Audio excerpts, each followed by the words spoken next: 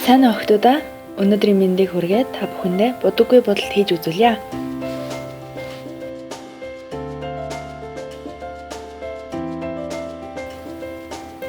Эхлээд чийгшрүүлэгч түрхсэн арьсан дээр өөрийн арьсны өнгөтэй хамгийн ойролцоо крем, foundation, эсвэл BB cream, CC cream хэрэглэж аль болох натурал харагдуулах хэрэгтэй.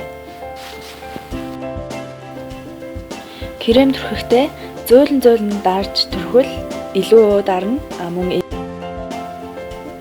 кремээ түрхсний дараа илүү дутуу өө харагдсаар байгаа бол кремтэйгээ яг адилхан өнгөтэй өө дарагчаар элдв харагдаж байгаа сорив сэвхийг дарж аль болох цэвэрхэн жиг дайрстай мэт харагдуулна.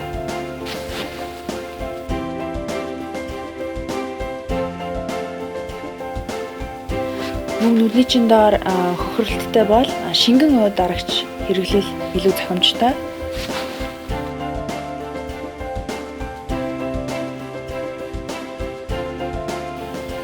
Бүх шингэн кремээ тавьсны дараа хуурай пудр тавьснаар крем илүү удаан тогтож арьсанд шингэж өгдөг. Мөн тослог арьстай хүмүүс пудр заавал хэрэглэх хэрэгтэй. За ингээд бүгдээрээ хөмсгөө будаж эхэлцгээе. Бор харандаа юм уу, бор нүдний тэнэн илүү натурал харагдах учраас харандаа юм уу тэнээр өсвөрж байгаа мэт татахад болно. Будаггүй будалд хөмсг ерөөсөө тод байх хэрэггүй. Үс багтаа хэсгээл нөхөхөд болно. Хөмсгний хэлбэр бол нүүрэндээ зогсон байх хэрэгтэй. Хөмсг нарийнхан байх тусмаа илүү секси харагддаг талтай, өргөн байх тусмаа илүү залуу харагдуулдаг.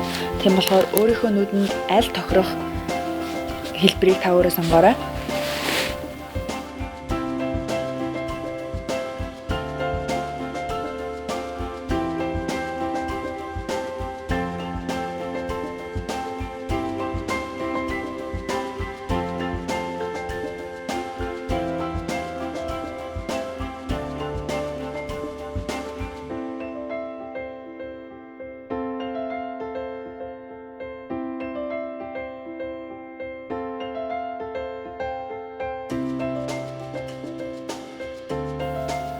Энэ нүд будалд нүдээ тод бодохгүй ч гэсэн eyeshadow primer хэрэглэснээр нүдний чин будаг буухгүй, мөн бас удаан тогтно.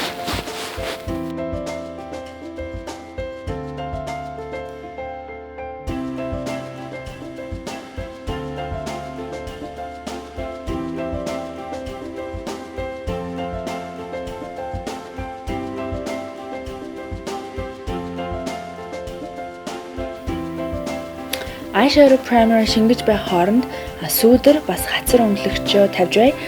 Сүүдрийг чихнээс эхлүүлэн хацарны доор тавина. Сүүдэрлэгчээ маш сайн уусгаж өгөх хэрэгтэй. Сүүдэрлэгч нь нүрийг илүү нарийнхан, мөн бас амьд харагдуулдаг.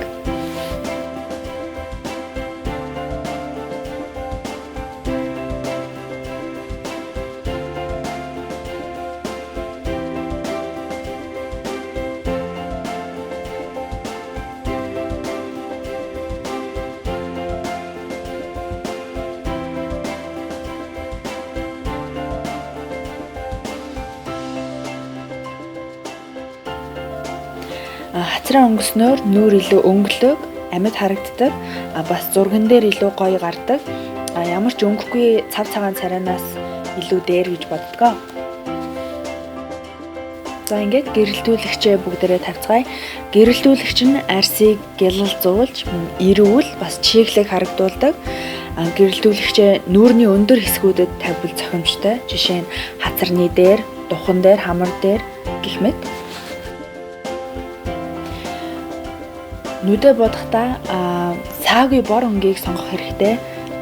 Саагүй бор өнгөө жигтгэн тавьж өгснөөр нүдний бүлцэнг дарж хөнхгөр харагдуулна. Хамгийн гол нь жигтгэн хөнгөн тавих хэрэгтэй.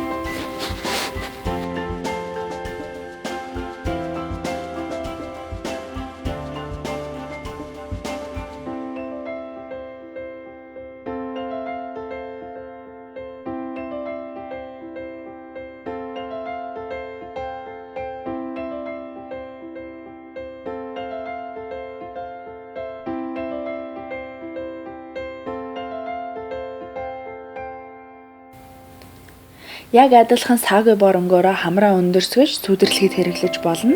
Хамар өндөрсгөхөд багс маш их чухал. Багс чинь урт үстэй, сэрэг бас маш сайн уусгадаг багс байх хэрэгтэй. Ингэснээр илүү натурал харагдана.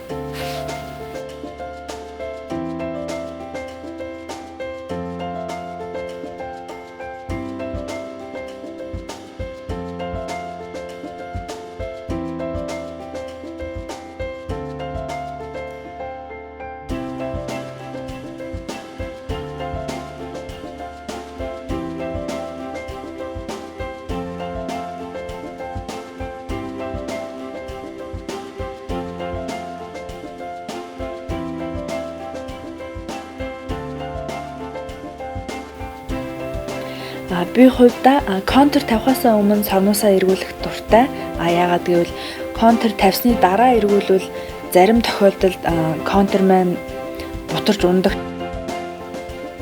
Миний хувьд харандаан контур хамгийн натурал харагддаг гэж боддог.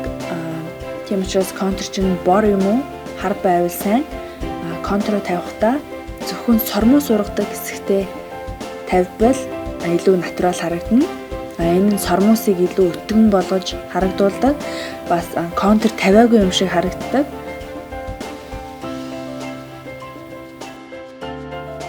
Ингээд хоёр нүдний ялгааг харж байгаа зү.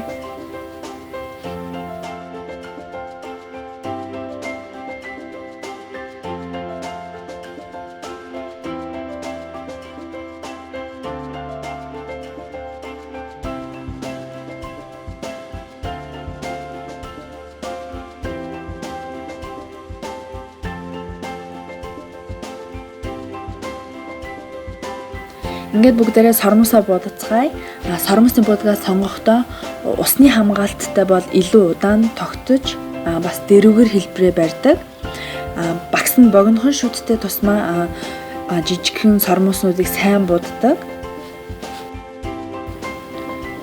Наад шиг богинохон сормостой бол будгаа зохиндоо хүргэхгүй будах маш хэцүү. Тийм учраас би сормосоо будахдаа ард нь карт барьж буддаг. Ямар нэгэн хүний нэрийн хуудас ч юм уу, хоосон нэгжний карт, эсвэл ямар нэг үйлчилгээнээс авсан карт ч юм уу дахин хэрэглэхгүй ямар ч карт байж болно.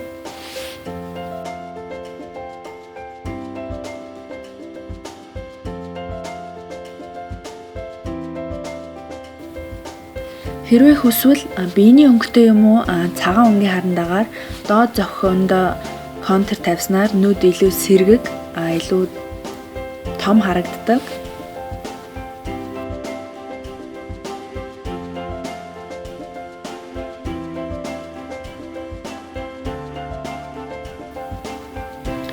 Доод талын сормосыг бол будаагүй орхисон ч болно. Гэхдээ би хувьдаа доод талын сормосоо бага зэрэг бодох дуртай учраас энэ будалдан дээр маш бага хэмжээгээр будсан байгаа.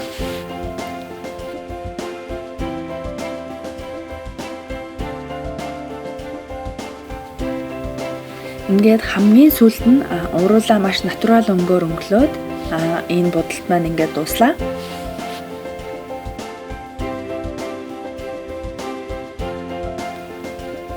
Энэ видеог үзсэн бүх хүнд маш их баярлалаа.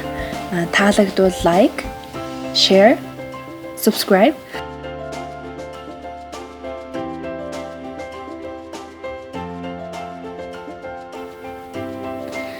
Дараагийн видеон дээр бүгдээрээ эргээд уулзцгаая.